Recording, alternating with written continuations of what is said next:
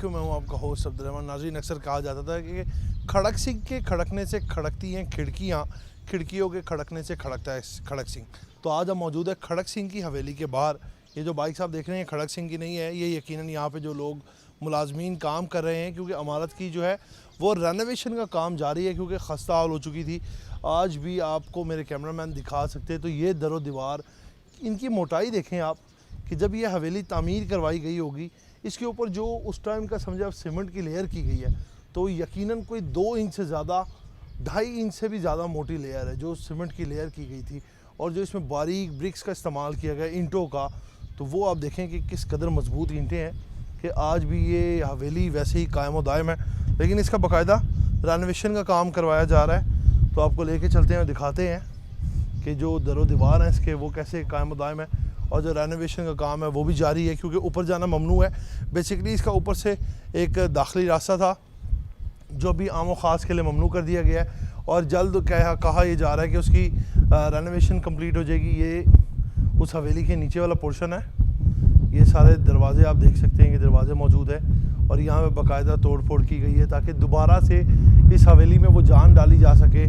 आज से आप समझ लें कि 200 साल पहले जो ये हवेली शान शौकत के साथ यहाँ पर मौजूद थी, वैसे ही इसको पुराने वक्त में लेके जाया जा सके।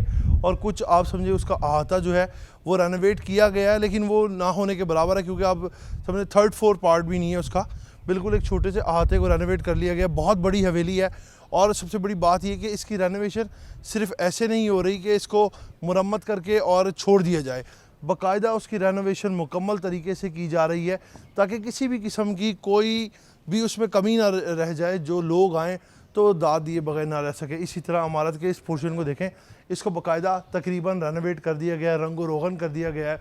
जिस तरह इसका पहला रंग था, रेड मार्बल की जो है ये इस्तेमाल किया गया है। ये सारा जो है आप समझे तकरीबन ये रेड मार्बल का बनाया गया, और ये उस टाइम के पिलर्स हैं।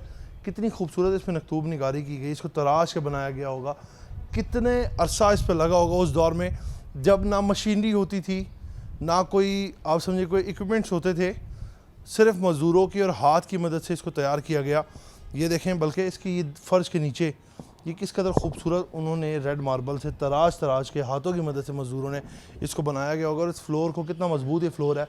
तो इसी तरह अभी भी वॉल सिटी इसको भरपूर अपनी समझे देखभाल कर रहा है कि इसको वापस इसकी अपनी असल हालत में लाया जा सके। और इसी तरह इसको ऊपर वाला जो इसका मेन पोर्शन है, जो खड़क सिंह की हवेली मशहूर है, और जो भारतीय आते हैं वो इसको बहुत पसंद करते हैं खड़क सिंह की हवेली को, क्योंकि आपको पता है जो सिख बरदरी है उनसे इनका ताल्लुक़ रहा है, और मुग़लिया दौर में जो सिख महाराजा थे उनका शाही किले से बड़ा ताल्लुक़ वाबस्ता रहा।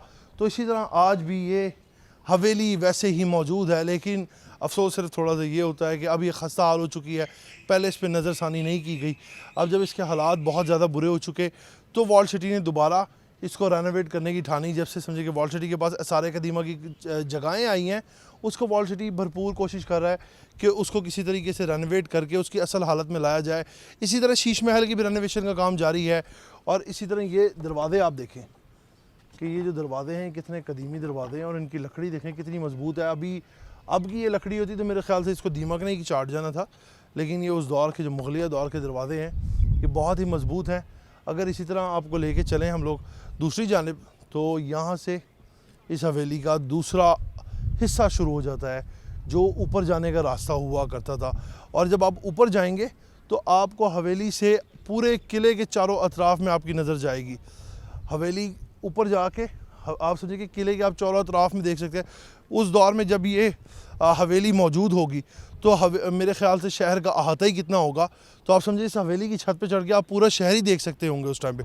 ये हवेली का वो रास्ता है, ये नीचे हवेली के वो कमरे, और ये रास्ता जो है ये हवेली के ऊपर जा रहा है, जहाँ पे इस टाइम पे सामान पड़ा हुआ है, और वो लकड़ियाँ वगैरह जो पुरानी हो चुकी हैं, ख़राब हो चुकी हैं, उनको तब्दील किया जा रहा है। और बाकायदा यहाँ पर आपको मेरे कैमरामैन दिखाएंगे ना, तो ये एक बोर्ड भी उन्होंने लगाया हुआ है कि इमारत के ऊपर चढ़ना मना है, क्योंकि ऊपर काम चल रहा है, तो कोई अल्लाह ना करे किसी किस्म का कोई नुकसान हो जाए, क्योंकि जो टूरिस्ट आते हैं वो बेदहानी में जाते हैं, तो किसी को कोई चोट लग जाए।